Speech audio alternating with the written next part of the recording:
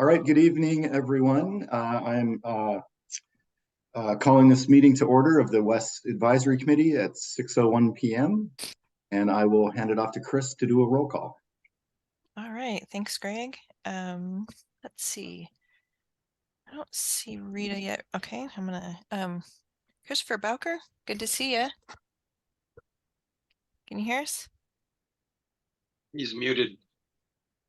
Yes, I can. Okay, sounds good. I'll mark you here. Christina Brown. I'm right here. Sounds good. Yep. Councillor Brake. Here. All right, Richard Craven. You're muted, but I see you. All right, sounds good. Mark you here. Greg DiLoretto. Here. William Gifford. Here. Councillor Golaby. Here. Renee Harbour. Here. Brian Johnson. I see you. Here. Sounds good. Mayor McGriff. Here. So, Chris, are you behind the red curtain? So to speak. Mayor Milch. Present. All right. Catherine Miller. Here. And Michael Morrow. Here. All right. Looks like we have a quorum. Excellent, thank you. So I'll start with some updates. I just want to let folks know in the past, we've offered where there's particularly local conferences, industry conferences, providing attendance for advisory committee members. And there's just one of those things coming up. It's the Pacific Northwest Clean Water Association Annual Summit. It's a 2-day event at Portland State University on March 7th and 8th. So if you want to pencil that into your calendars, I have not seen an agenda yet for that, but they did call for save the dates. So you will be hearing from us once we have an agenda, and please feel free if there's something that you're interested in. We're happy to pay the fee to have you attend.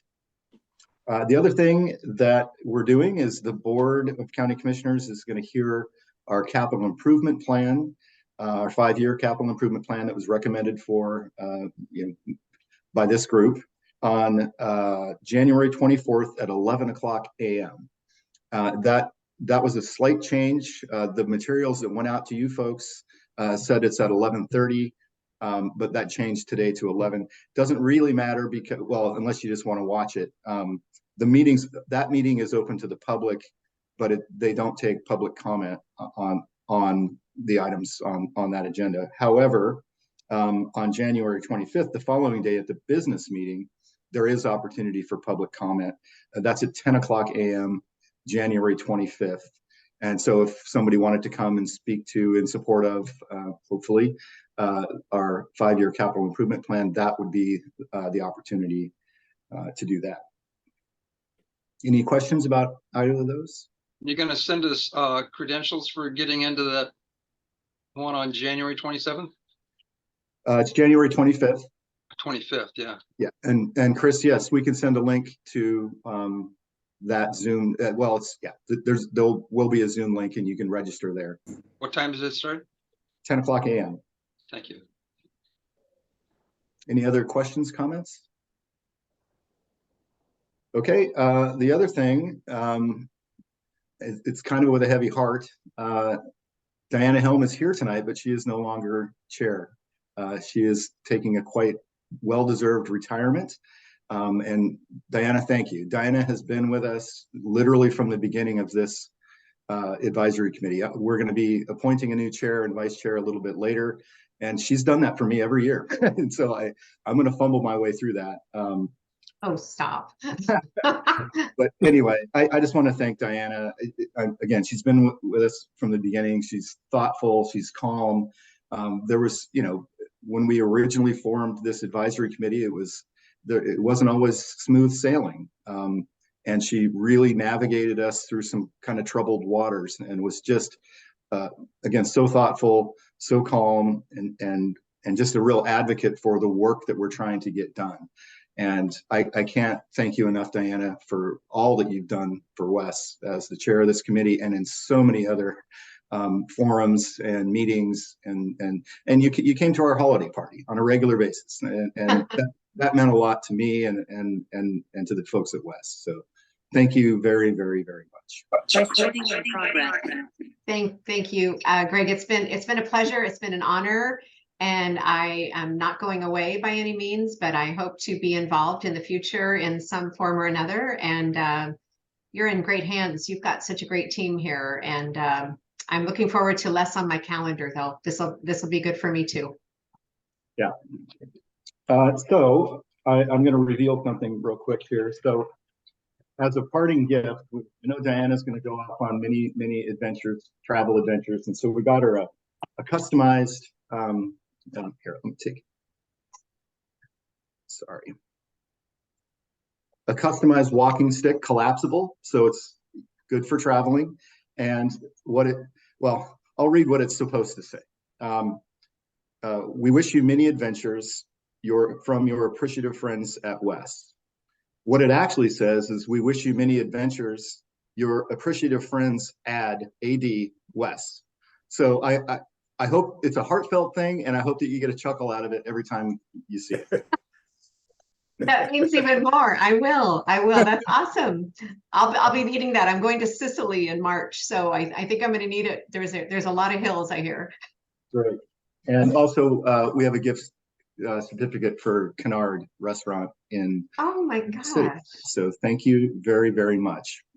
Thank you, guys. I'm going to miss you all. Yep, we will miss you. The other thing I wanted to talk about, this is also going to be Shelley Perini's last WES Advisory Committee meeting. She's retiring on February 1st. And again, I feel like between Diane and Shelley are the dynamic duo. They really are. They've done so much for this organization. And, you know, for those of you that have been around for a while, you understand, you know, where we've come from and how far we've come. And Shelley really has charted that course. She's been absolutely instrumental in repairing relationships, establishing relationships, building trust, and guiding me. And I'm going to miss her terribly. She's going to later on introduce Alexa Morris, who's a new WES employee that will be taking on some of the stuff that Shelley did. But Shelley is one of those truly irreplaceable people, not just employee, but people. And she's put her heart and her soul into keeping me pointed in the right direction and keeping this organization pointed in the right direction. So thank you so much, Shelley. With that, I also want to introduce, we have a new advisory committee member. So Diana's officially was done January 1st, and we ran a recruitment. And Christina Brow, who's in attendance tonight, is the new advisory committee member for business. And Christina, do you mind introducing yourself and just saying a few words about your background? Yeah, sure. Hi, nice to meet everybody. Hopefully I'll get to meet you all in person sometime soon. So I work as an environmental engineer. That's my background. I work for SLR Consulting in Westland. I've been doing that for about 12 years. I have a background in helping folks out with NPDES permitting, mixing zone studies, water quality studies, process engineering type things.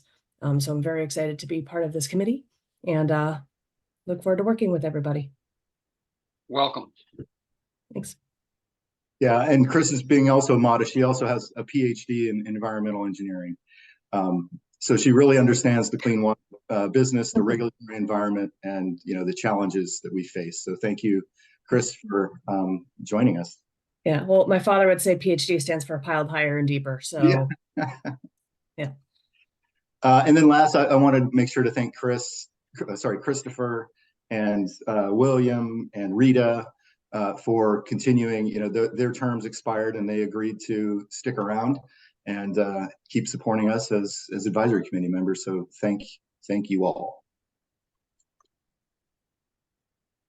All right, moving on. So this is the part where I'm gonna maybe struggle a little bit, but I'm gonna do my best. So now it's time to appoint a new chair and potentially vice chair. And I have a little script here, so I'll just read some of this. So as you know, one of the first charges of the year, according to our bylaws, is to appoint a chair and a vice chair from our membership. The chair is responsible for running the meetings and providing input on the meeting agenda in collaboration with WES management. Yes. In collaboration with WES management, and the vice chair fills in as needed. However, in practice, the vice chair also, Greg has provided input on the agenda as well.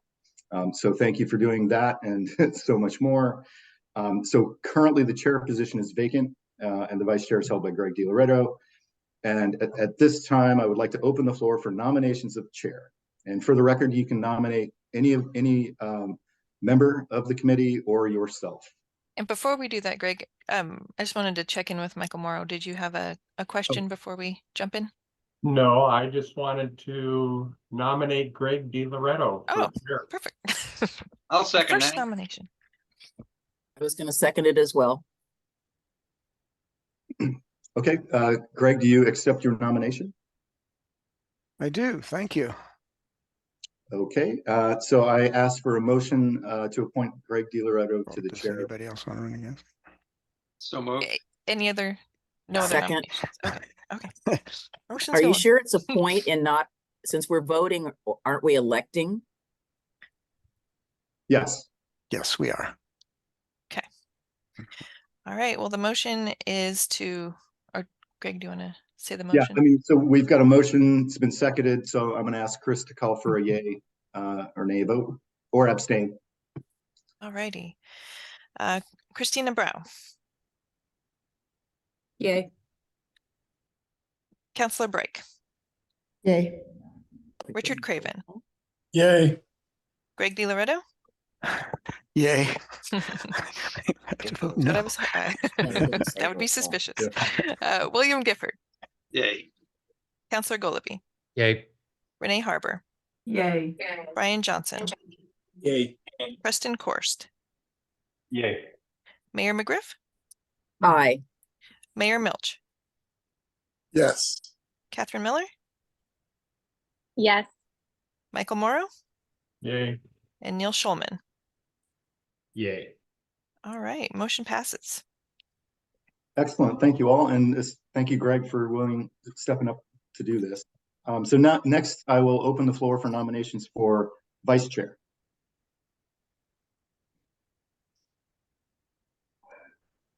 Mayor McGriff has her hand up. Yes, Mayor McGriff.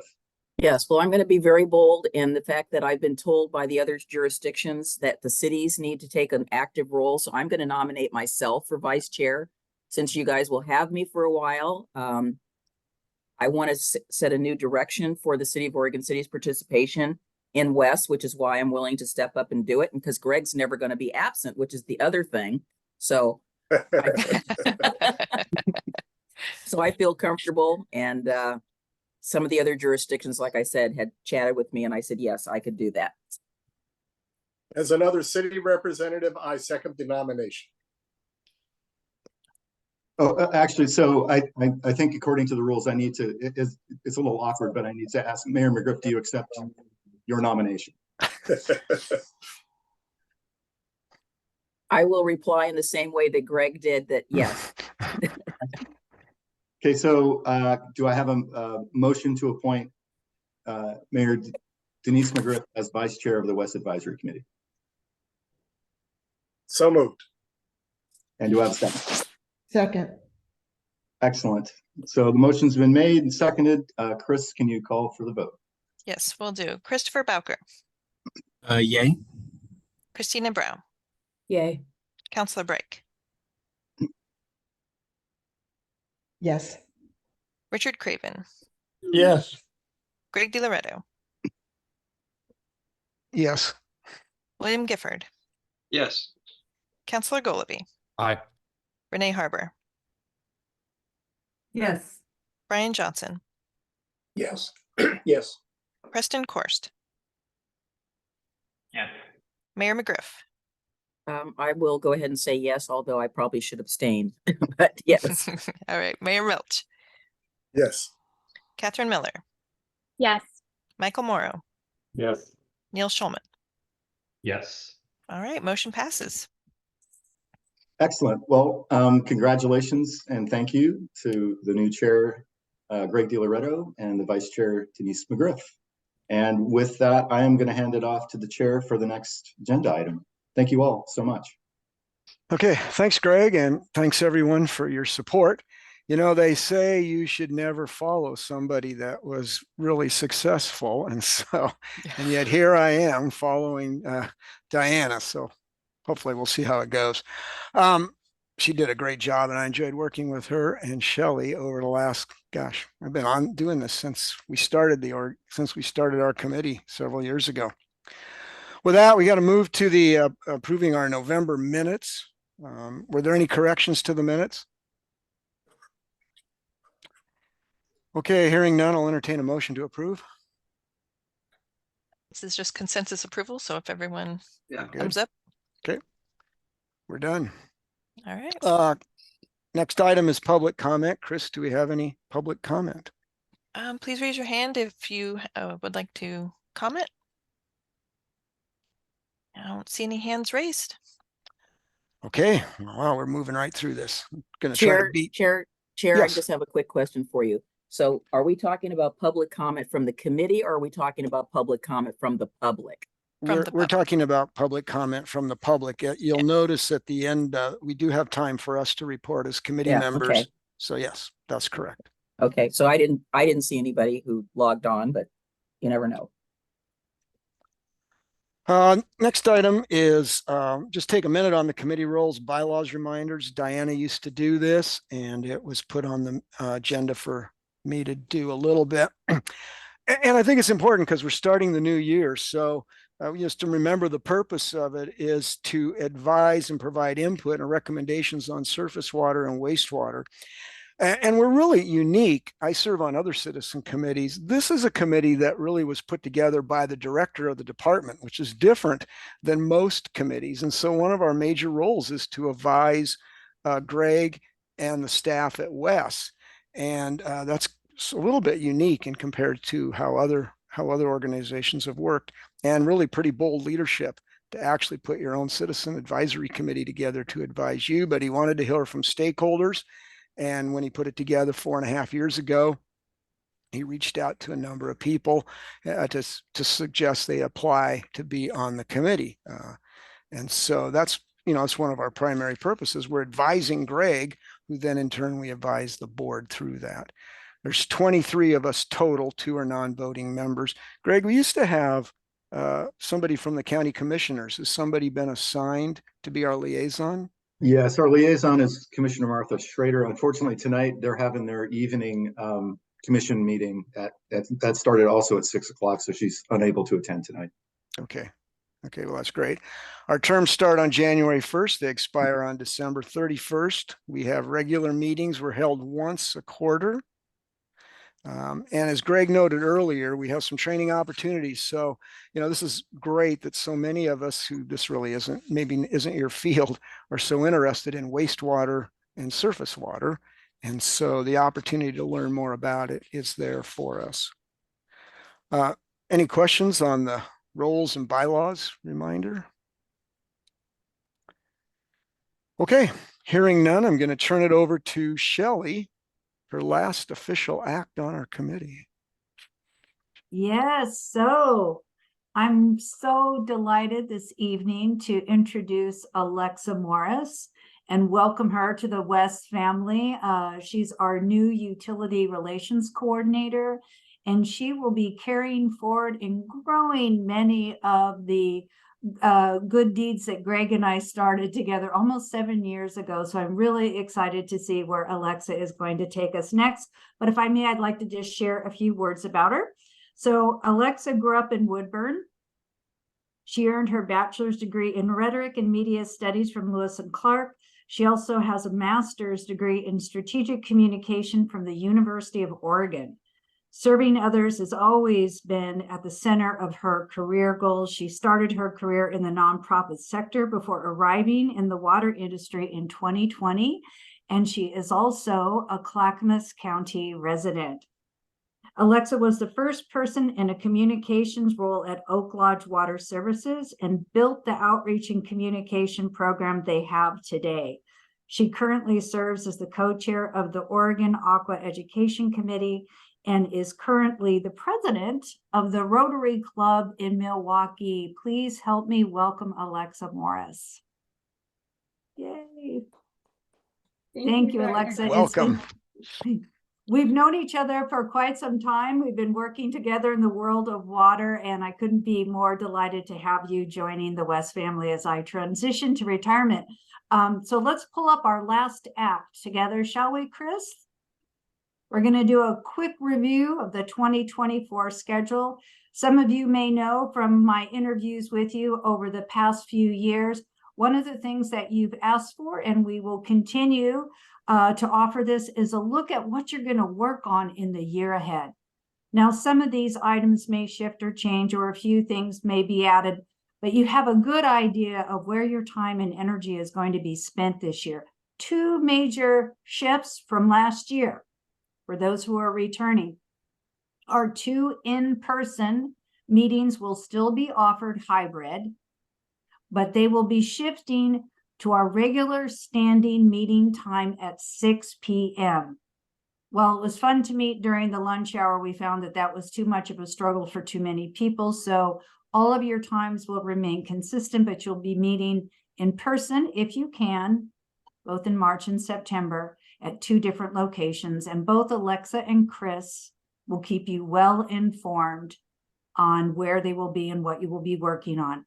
For those that are newer or new-ish, we also have a slate of engagement opportunities for you to opt in. The meetings used to be about 2 hours in length. And one of the things I learned when I was listening to the advisory committee's members on how we could strengthen and improve the experience, it was, well, 2 hours is too long, but we want to talk about more things. So the way we decided to solve that is by offering opportunities for you to opt in. And Christopher, we did not ask, but I'm going to assume if you could just say yay or nay, that you will still continue being the chair of the WES Lunch and Learns. Yeah, absolutely. It's been a delight and a pleasure to help facilitate that. And I look forward to the 2 that we have scheduled for this year. Great. So you can, for the committee, you can be assured that you'll hear from Christopher and Chris in the coming future. And they've already got 2 dates on the books. And Alexa will keep you informed of the other opportunities relating to SOLVE and the SOLVE cleanups, which will, for the most part, anchor in and around Oregon City, with the exception of our new Watershed Discovery Day event that will take place in Mill Park. So with that, I'll conclude and say it was an honor serving all of you for the past 5 years, and I look forward to seeing you on the other side. Rita, there you are. We have lots of coffees and things we're going to be doing in Happy Valley. So thank you all. Turn it back over to Jessica and Chris. Okay, thanks, Shelley. Yes, you'll be missed. I've known you for a long time because we worked together. We actually worked together as co-workers for a while. With that, unless there's any questions of Shelley, or no, we'll move to Jessica, who will have a discussion of infiltration partnership update. I think, Mayor McGriff, you asked as well as several other people to have kind of an update on what we're all doing in our group here on infiltration inflow reduction. And so this will be a great opportunity. So Jessica, take it away. Thank you. There we go. I believe Chris is queuing up the presentation. Wonderful. Well, good evening. Thank you for allowing me to join you tonight and give you an update on our regional inflow and infiltration program. Next slide, please. There we go. We have an agenda for tonight for the presentation. I just wanted to go over either a little refresher or introduce people to what inflow and infiltration is. It is also referred to as INI, why INI reduction matters. Information about our regional INI reduction program that we started, and also an overview of what the WES Technical Advisory Team, or TAT, is and the role that that plays in the regional INI reduction program. Next slide, please. Hey, Jessica, sorry to interrupt, but just for Chris's information. So Jessica is one of our engineers that's really focused on our collection system, our pipes and our pump stations. Yeah, so I just wanted to make that clarification. And also, I don't know if we mentioned or not, if people come up with questions or have questions, please feel free to interrupt and jump in while we're on that slide. I'm open to, explaining while we're there instead of holding questions to the end and having to backtrack. So next slide, please. Thank you. So inflow and infiltration. It's also commonly referred to as INI. What is INI? It is rainwater or groundwater that gets into a sanitary sewer system.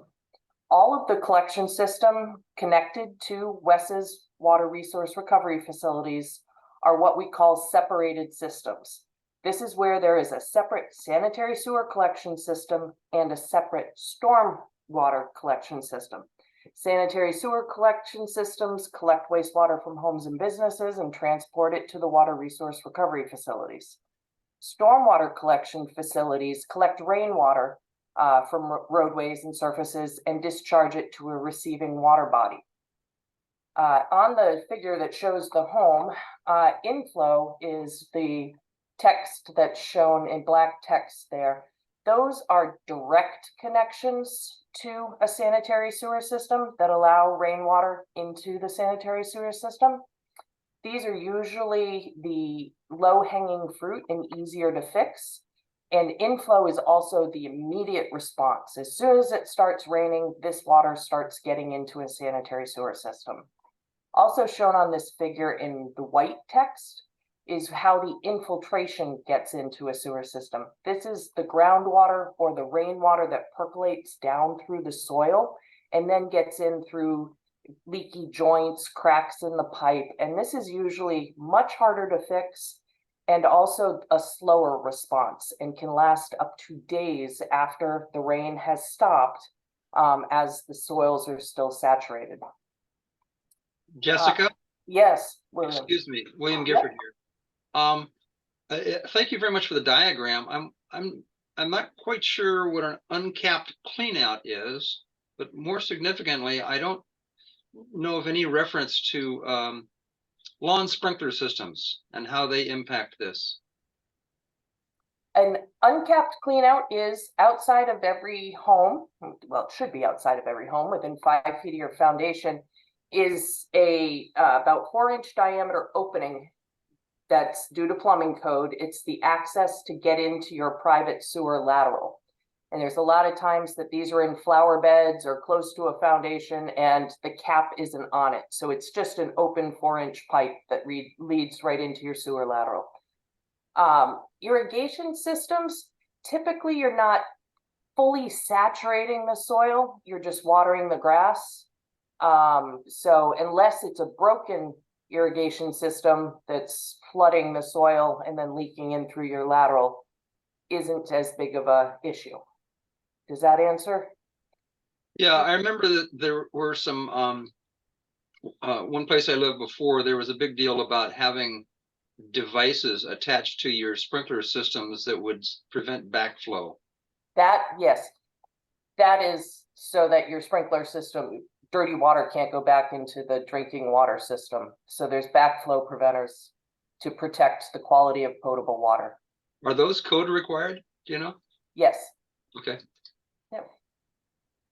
So then also the other two pictures on the side here are leaky joints in pipes. This is what our camera, when we say we go out and inspect sewers, we actually run a robotic camera down the sewer. And these, they look like car wash. This is a leak in the joint where the groundwater is actually gushing in to the sewer. Next slide, please. I wanted to give you all a different perspective of what INI is as well. This is a visual representation of flow meter data. We use flow meters out in the gravity collection system to keep an eye on the depth, velocity, and quantity of flow that are coming through our pipes. And this is what flow data actually looks like. This is a graph. The bottom axis is time. This is about a 1 week period of data we're looking at. The green line is the velocity of the flow in the sewer. The blue line is the depth of the flow in the sewer. The red line is the calculated value. You use depth and velocity to calculate the million gallons per day or gallons per day of flow traveling through that sewer. The blue coming down from the top, that's rainfall in inches over time. So this is actually a storm from January of 2021 in one of our interceptor pipes. If you start at the left-hand side of the graph, it's over in the beginning before the storm hits around January 10th.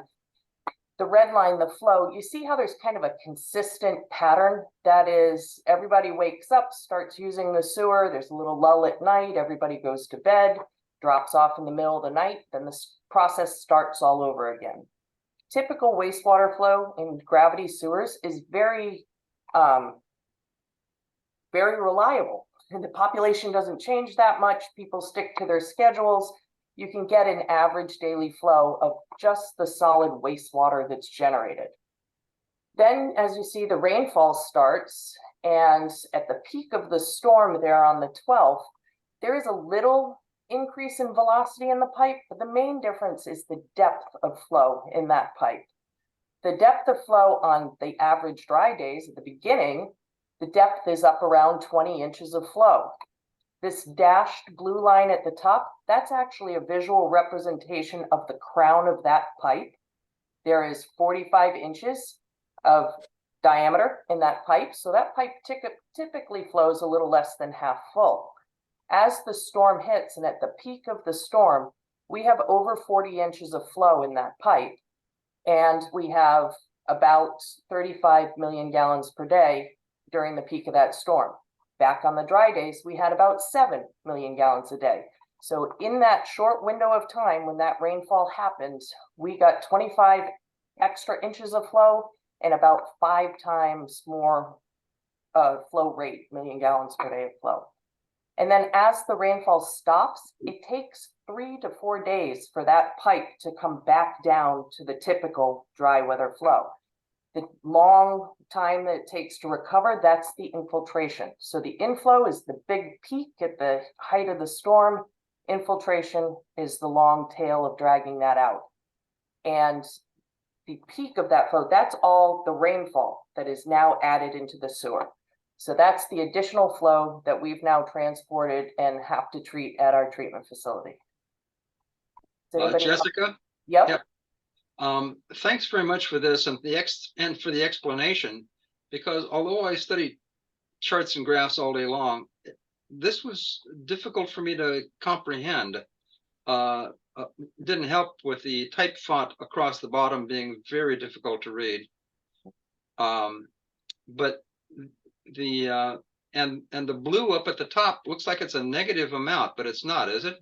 No, the axis, if you look on the right-hand side, the y-axis to the right is inverse, 0 inches at the top, 1 inch at the bottom.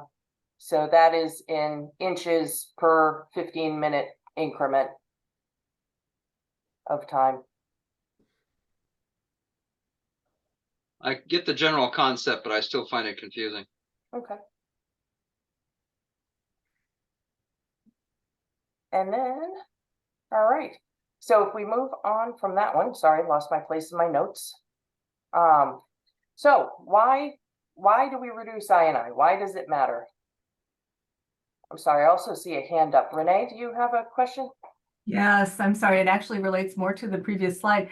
No worries. I really like that slide. I love the fact that you've marked the diameter of the pipe and we can see how close the total fill is at the peak rainfall. So my question is, have you encountered times when pipes actually exceed capacity?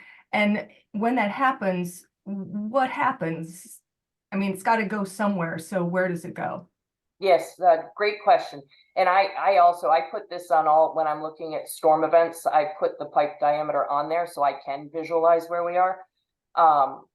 Yes, it does. We have exceeded the pipe diameter in many instances, but keep in mind that this is the pipe diameter. There are manholes at the upstream and downstream end of this pipe, and this pipe is buried anywhere from 6 feet to 20 feet deep. So although the pipe is full, you still have a lot of room in the manholes before you're coming out the top of the manholes into the surface. Typically the flow still stays in the system. It's just what we call surcharged. And technically it starts gravity flow. It becomes a pressure flow situation because there's depth in the manholes actually forcing flow through the pipes. So, Thank you. you're welcome. Sorry, I got other things. If we could go back one slide again. Sorry, Chris. Jeff just pointed out, one thing we do in our hydraulic model, which is how we do our master planning and make sure that our system is able to handle different storm events and such, we can see the level of surcharge in manholes. And our criteria is that we have 3 feet of freeboard. We have to be 3 feet below the rim of the manhole. And that's where we say, that's it. It's an overflow. We can't handle that. So that is the kind of trigger point. We leave ourselves another 3 feet of freeboard, but that's when it's considered failing and the system can no longer contain the flow. So yeah. Okay, now we can move on. So yeah, why to reduce I&I? What does this matter? As most of you know, we did a sanitary sewer master plan, which we completed in 2019. And in that, we did a whole chapter on cost-effective analysis. We ran our model. We saw what flow rates are. We put storms on it. We figured out how much flow we were going to get. And then we used the model to see what kind of capacity increases or upsizing of pipes we need to do in order to transport that storm-derived wet weather flow. And then we started looking at, well, the I&I in this area would need us to do this much in capacity upgrades, and that's going to cost this amount, but we could reduce the I&I because the I&I is excessive, and that would cost approximately this amount. And it turned, after a very iterative, long process, there were 19 key basins that it was cost effective from a regional solution to reduce the I&I in those 19 basins, rather than do the capacity upsizing needed to transport and treat that flow. There's a couple other things that we assumed or knew from the collection system master plan. I&I isn't going to get better on its own. It is going to increase over time as pipes age and deteriorate. And also regulatory requirements. They aren't going to ease up. Regulatory requirements at our wastewater treatment facilities are going to become more stringent, which also increases the cost to treat all the water that goes through them. Because of these 3 reasons, WES chose to pursue a targeted I&I reduction program instead of upsizing the capacity. I believe many of you have seen these graphs before. Jeff has shared them as part of his CIP presentations and such. The graph on the left shows that what the peak wet weather flow would be without targeted I&I reduction. In the build-out year of 2080, this gray line crosses the axis at about 400 million gallons per day. That is what we would project, if left alone, would be delivered to our Tri-City Water Resource Recovery Facility in the 5-year storm event. With the 65% targeted reduction in these 19 key basins, the graph on the right-hand side shows that we can get it down to about 176 million gallons per day in the peak 5-year wet weather storm in 2080. That reduces the size of the treatment facilities, the outfall, and everything that we need to do. And that is what our CIP is based on or designed to support. Next slide. So the 19 areas that were identified for targeted I&I reduction. The key points I wanted people to take away from here is that the areas are not all in one place. It is spread out all over WES's regional system. Every one of us has areas. I also wanted to mention that Oregon City, West Lynn, and Gladstone also had done hydraulic models and sanitary sewer master plans prior to WES's master plan being put together. And we were able to use the information from those master plans and the flow metering that those member communities had done to get more defined in the areas and isolate the 19 basins even smaller than what our regional system and permanent flow metering system would indicate. So, and next slide, please. So from all of that, our regional I&I reduction program was born. Couple things to stress, this is a regional issue. We need to address this as a region. It doesn't work if we just remove it from one area. We need these 19 key basins which are scattered throughout the regional system. The first step to creating the regional I&I reduction program was to establish an IGA with all of our regional partners. It is the same IGA for everyone. We are all signers of the same IGA. We determined that by reducing the I&I, we would recognize a regional savings of approximately $120 million in future capacity improvements, and WES committed to supporting our member communities in reducing I&I in the targeted areas in their collection system by reimbursing 33% of the cost of their efforts. The technical advisory team, who we'll talk about in a minute, would also be the appropriate group to determine if member community projects were eligible for reimbursement under the regional program. Next slide, please. I wanted to share with you some statistics of our program fundings and projects to date. The program began in 2022. We had a total of 3 projects and $1.6 million in funding that we approved in 2022. In 2023, we had a total of 11 projects and $8.7 million of funding approved. So overall, since the program was born, we have 14 projects and $10.3 million in funding approved under this program. Of those totals, that's what these pie charts of these totals, the 10.3 overall, Oregon City has 11 projects and $9.6 million in funding assistance. Gladstone has 2 projects and $500,000 in funding assistance. And Milwaukee has 1 project and $200,000 in funding assistance. And next slide, please.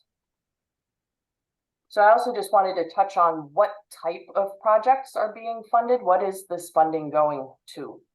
The funding is awarded to, it has to be in the 19 basins that we're looking to reduce I&I, and it is anything to do with identifying the sources of where the I&I is coming from, designing the fixes to remove the I&I, and the construction to implement those fixes. So the picture with the white wisps of smoke coming out of catch basins, this is something that we do with sewers to identify inflow sources.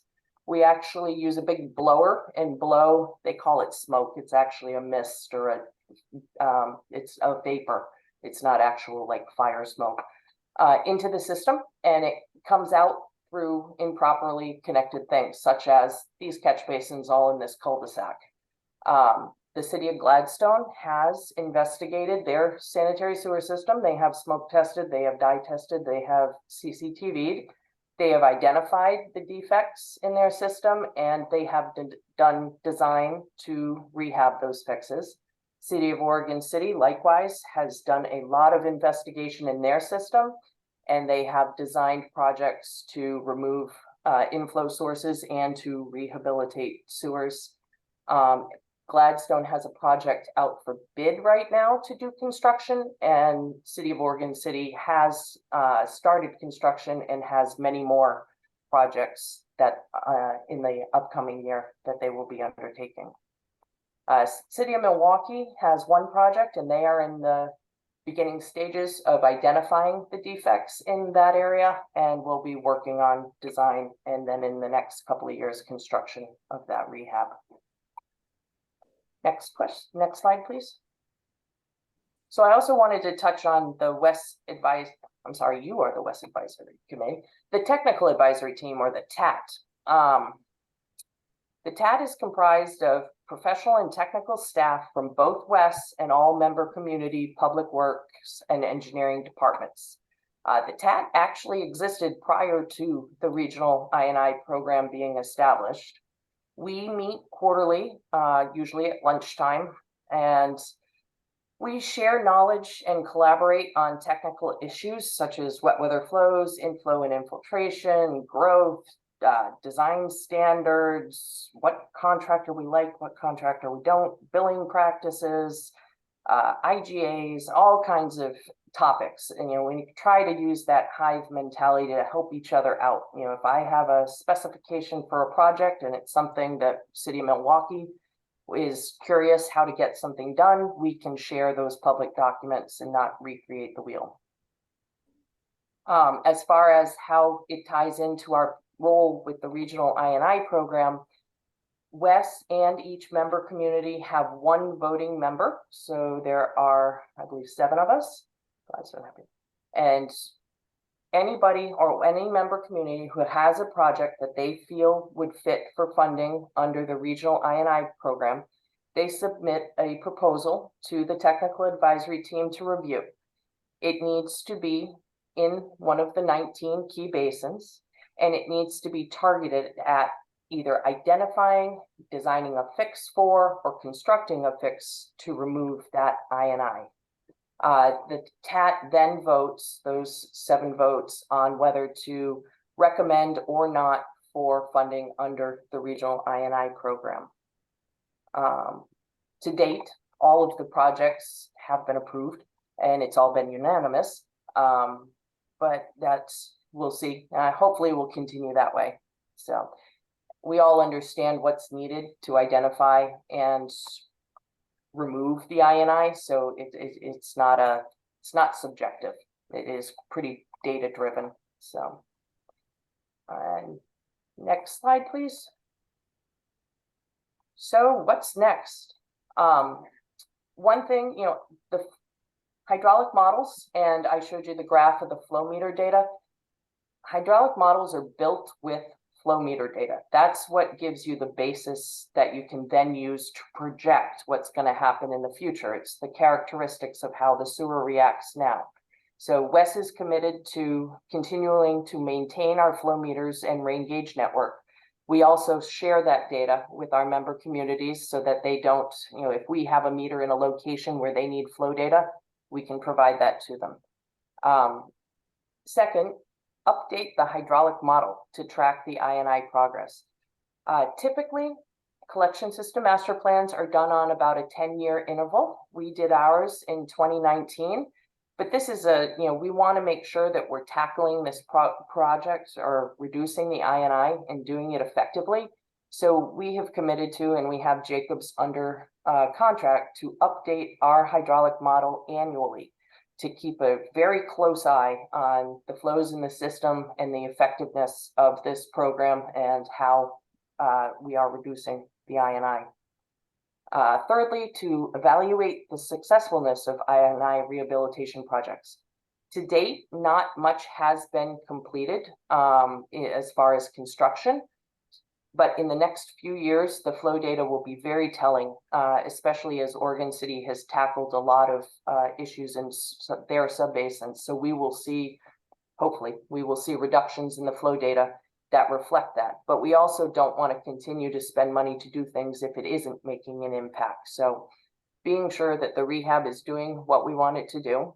And then lastly, adjust as necessary to meet our shared goal. this is a fluid situation. We are, keeping a close eye on things, and we want to make sure that we're, spending money and making a difference. So, and then next slide. And any questions? Is there any questions or comments? I have a question. Sure. So are you sleeving it with glass when you're rehabbing them? Are you sleeving with a glass sleeve, or using that, what do you call that pipe? The weld pipe. What do you call that? PV? The CIPP, the fold-in. Yeah. For our rehab, yes, we use CIPP. We use the traditional steam cure. We haven't gotten into the fiberglass UV cure yet. But there's a bunch of different, some of the I&I removal projects are literally rerouting catch basins that are connected to sanitary sewers and giving them an appropriate stormwater location. For leaky joints and that stuff like that, it's up to each member community how they want to fix it, but either grouting, CIPP, pipe bursting with HDPE, whatever. We're not dictating how anybody has to fix it, and that's why we also want to track how it goes. And if we find out CIPP isn't as good as HDPE, maybe people want to adjust their rehab methods. So, okay. Adam has a question. Sorry, Jessica, can you define CIPP and HDPE? Sure. Good question. CIPP stands for cured in place pipe. It is a felt and resin impregnated pipe that they pull in flat and they blow up and expand and cure in place, and it winds up being pretty much like a straw inside of the existing pipe. HDPE stands for high density polyethylene pipe. It's the black pipe that is actually fused or welded together, and that's typically used in pipe bursting and is actually drawn in and through the existing pipe, crushes or pushes the old pipe out of the way and pulls this new pipe in its place. Okay, Adam had a question, and then I saw William, and then Mayor McGriff. So take it away, Jessica. Sure. Adam first. Thank you, I appreciate it. I just had a quick question when you mentioned the Milwaukee projects that are going to be getting going. Has there been any contact with our Public Works Department and WES for these upcoming projects so far? Because you mentioned not reinventing the wheel, and I love that. Yeah. So if there's been collaboration on anything so far. Here, Adam, I just don't know where you're from. Are you from Milwaukee? Yes, I'm sorry. Oh, okay. Thank you. Yes, we meet Jen Garbley and Jeff Toll and Peter Passarelli join us regularly at the TAT. So yeah, no, very involved in sharing. Thank you, I appreciate that. Thank you. William, next. You're muted, William. I say Mary McGriff had her hand up first. Okay, Mayor. Oh, go ahead, William. This may have already been covered, and if so, I apologize, but I'm curious as to when do we expect this? Will it ever be finished? I mean, really finished? It seems like it's an ongoing thing, and I know in a project management life cycle that you start off by analyzing and you wind up by analyzing and see what else you can do. But what do we have projected here for a life cycle on this? So Jessica, sorry, before you answer that, I will say when we agreed and got buy-in to do this, we started it as a 5-year kind of pilot project, and hoping that people would, that the 33% contribution would be successful and encourage people to do these I&I reduction projects. So we kind of have a 5-year revisit at that point, but in my mind, and Jessica can say otherwise, but this will, if it's successmal, it will continue into the future. No, when it's successful, Greg, we're not going to. Well, I'm optimistic. I think it's successful. I literally met with Eric Lays from Westland earlier this week, and they're on board and looking at I&I projects, and so yeah, I mean we're seeing a good response, and I love that it's a carrot rather than a stick kind of approach, and it's good for everyone, and people are saying, yeah, let's do this. So let me take a rephrase and embellish my question, and that is, so I expect that this is going to be ongoing. I mean, in perpetuity, we're always going to be looking for more and more ways to minimize that I&I. So the second part of my question then really is, when will, or have we already noticed an ROI? I'll let Jessica, I'll let Jessica answer that one. I'm sorry, at the end of it, notice a what? Return on investment. Return on ROI. Me you can using use all the those acronym, so abbreviations, can I. you caught me with one. The key to this is there's always going to be I&I in a system. You can't bury a gravity system 8 feet deep and have it watertight. Right. What we're looking for is the excessive I&I. So there's always going to be a response in a gravity sewer system. We just don't want a ridiculous, overwhelming response.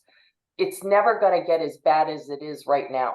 It will be, the systems will deteriorate, but right now we're still dealing with systems that were separated 40 years ago and a few things were missed, so I don't envision it ever being as bad as it is right now. So that was just the first part of the question. Second part is, when will we start noticing a legitimate return on the 33% that WES is investing? Yeah. I don't know how to calculate that other than we won't have to do the $120 million worth of upgrades. It's cost avoidance. Yeah. Rather than an actual return. Right. Okay. Yeah. And if you noticed in the basins, they were mostly the old part of the towns. So if you looked at Oregon City, right, you saw a lot of gray area. Nothing got there a lot of because them. it's old, because it's new. But look at the old downtown. You look at the old part. That's where you're going to find it. Mayor, you had a question, Mayor McGriff? I do not have a question, and Jessica will be delighted because I'm going to give a testimonial. So the map that you showed that says types of projects. So Holmes Lane in Oregon City, for those of you who know where that is. So I am an officer in the nonprofit that owns a property on Holmes Lane, and we just completed our I&I project there on this last week. And the city hired Landis Construction, and I'd like to give them a big shout out because they did a great job.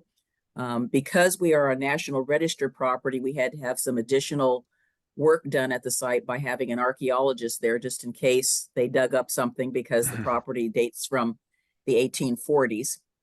But it went very smoothly. I spent most of the day watching them dig the trenches and doing the work. And I will say, Greg, you'll be excited to know, Greg Geist, I got to see some pipe bursting, which was actually quite interesting.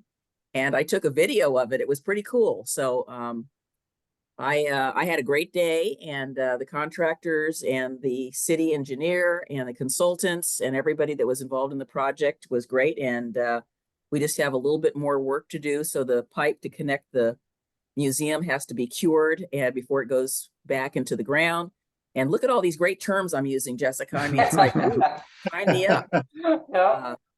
So I just want to say, from a property owner standpoint, this project works. And the staff didn't know I was going to say this because they didn't know that I was involved in that project. But it's a really good experience, and they have to come back and do one little sidewalk repair. Obviously, of course, pave the street, and we have a little bit of lawn restoration to do. But it's going to be fantastic. We had 2 sewer lines connected to each other, so they were separated at no cost to the property owner.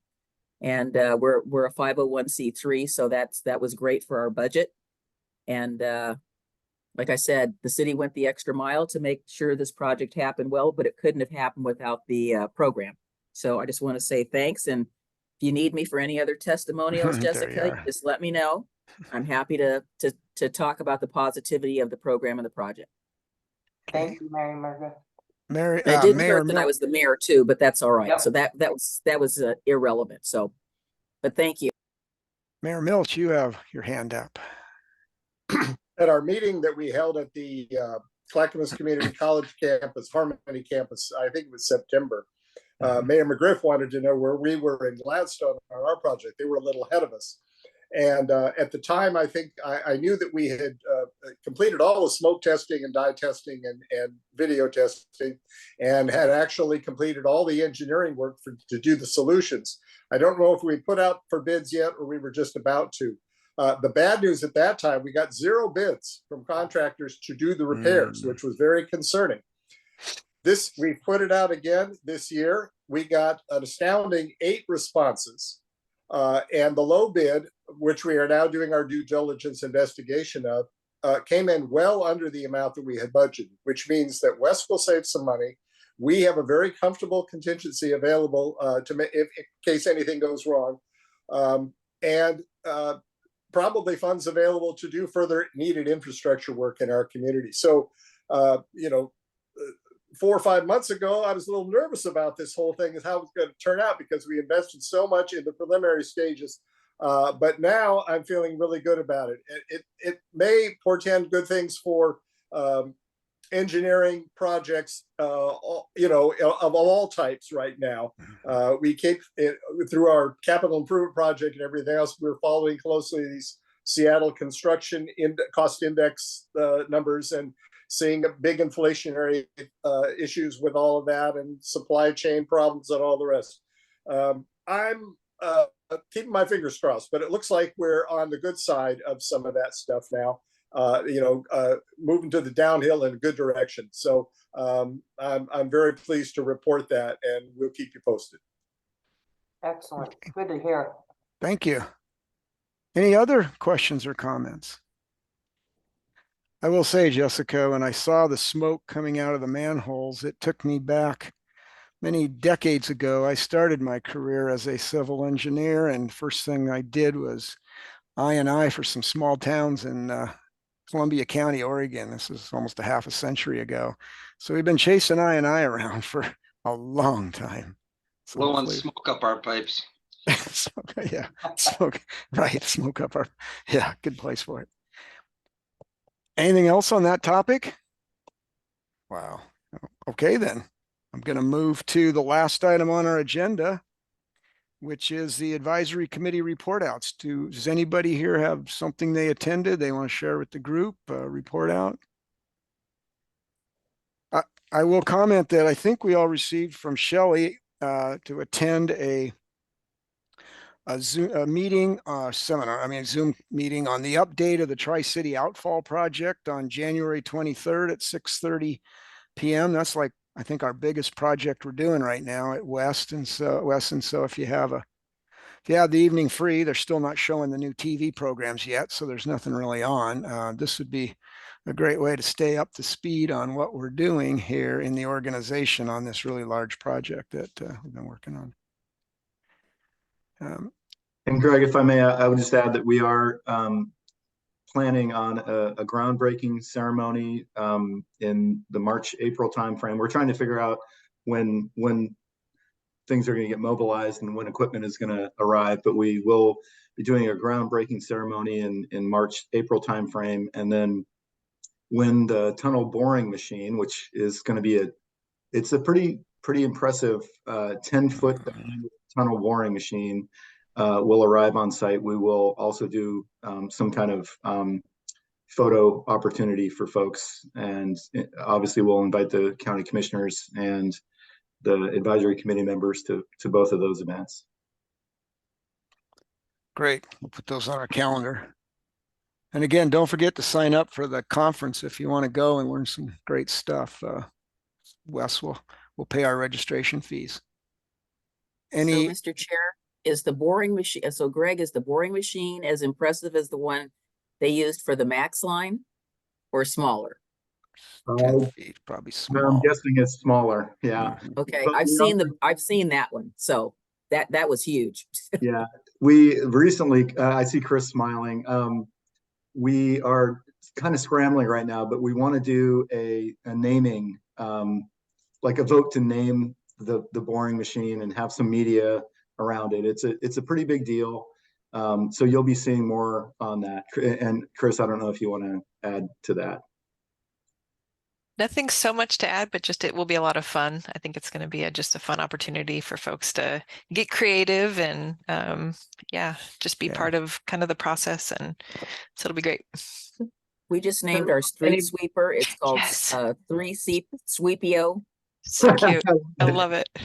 I don't know if you guys heard about that submersible sub that they outsourced the naming to the public, and it ended up being named Bodie McBoatface. Oh my gosh, I love it. So good. Okay, Mayor Mills, did you have another question, or was your hand still up from previous? No, I submitted a question a little bit earlier today by email. I don't know if staff had a chance to review it or prepare a response to it. And I can bring it up here or. Well, we've got 20 minutes, so if you want to bring it up, be my guest. Well, we, after almost 4 years, COVID finally caught up with our household right near the end of December. I got it first, and then my wife caught it from me, and she's upset with me.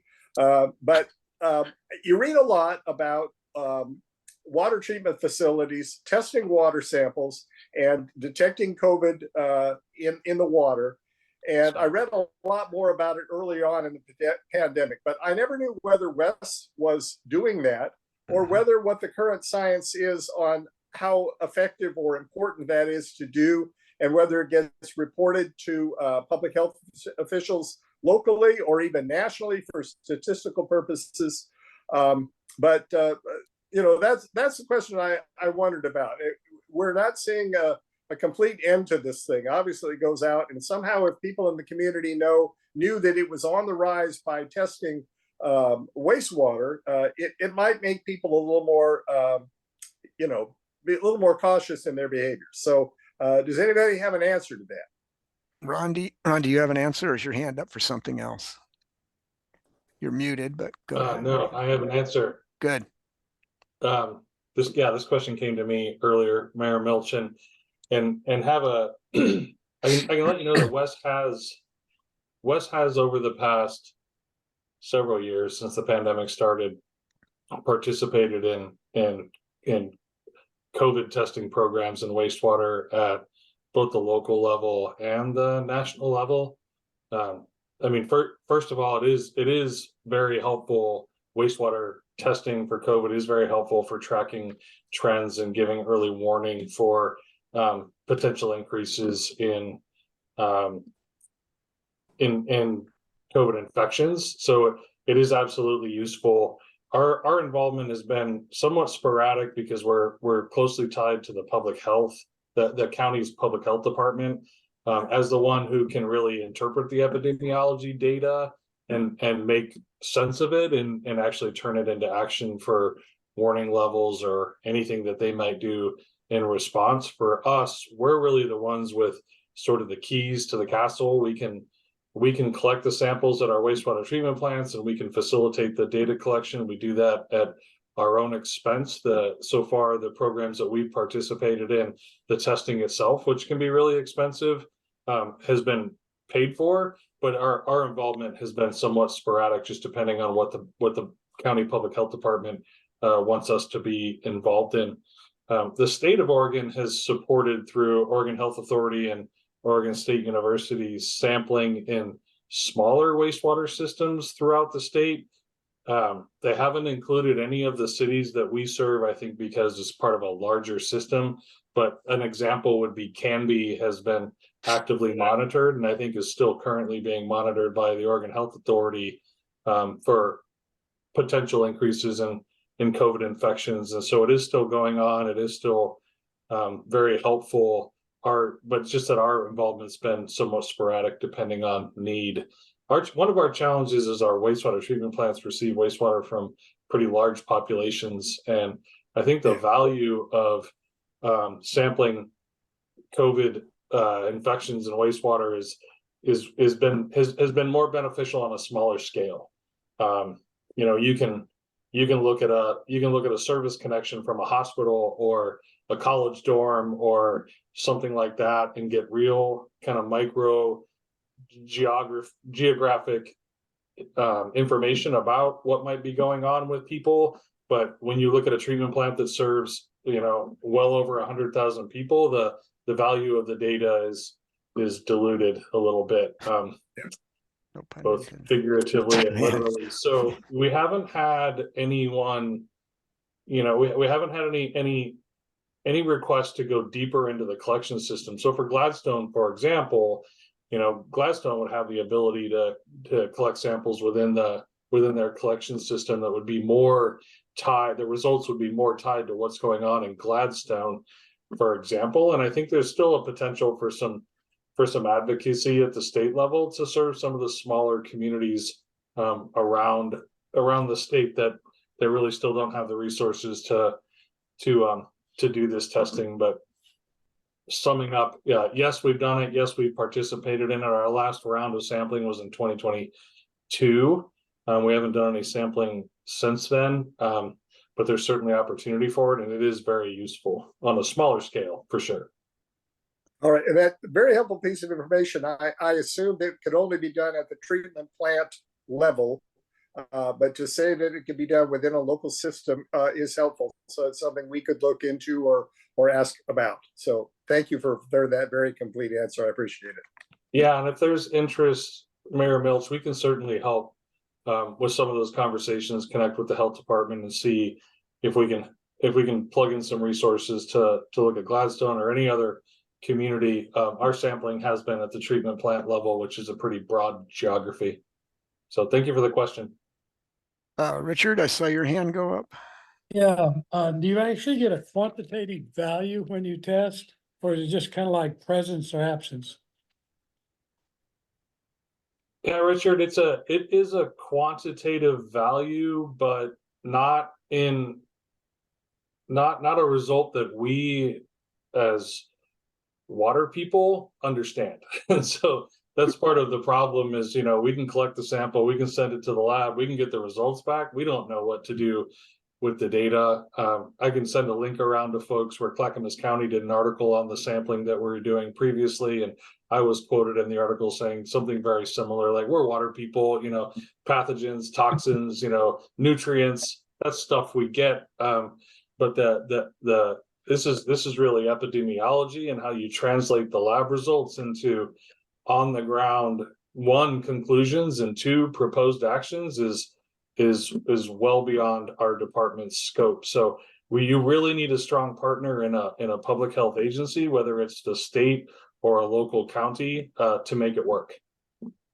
Yeah, and point in time sampling isn't as helpful, right? Because exactly what we were saying, you don't know the denominator, like the results come back from the test in terms of a gene copies per mil of sample, but you don't know how that relates to, is that good? Is that bad? Tracking over time is normally what you have to look at in large systems, because you can't tease out all those other factors. It's hard. Yeah, absolutely. Okay. Anything else? I'm not going to try to drag this out till 7:30 unless you folks feel we should, but if I don't see anything else, I'll add one thing if I might. I'm trying to recall whether this happened before the last meeting of this group or after, but we are at the Watersheds Council. We are obviously very excited that WES has landed a very large grant from the National Fish and Wildlife Foundation to upsize the Three Creeks floodplain enhancement project from National Fish and Wildlife Foundation. And I think they might be setting the record for the longest time a foundation has sat on a grant application for deciding to fund it. But really, congratulations to WES staff. That's obviously a huge win. It is a huge win for the watersheds. It's obviously a huge win for folks in lower Mount Scott Creek, where there have been a lot of flooding problems over the years. And we're really excited to see that move forward. Okay. Yeah, thank you, Neil. Yeah, absolutely. it's funny you touch on the timing too, because we submitted that grant application quite a while ago.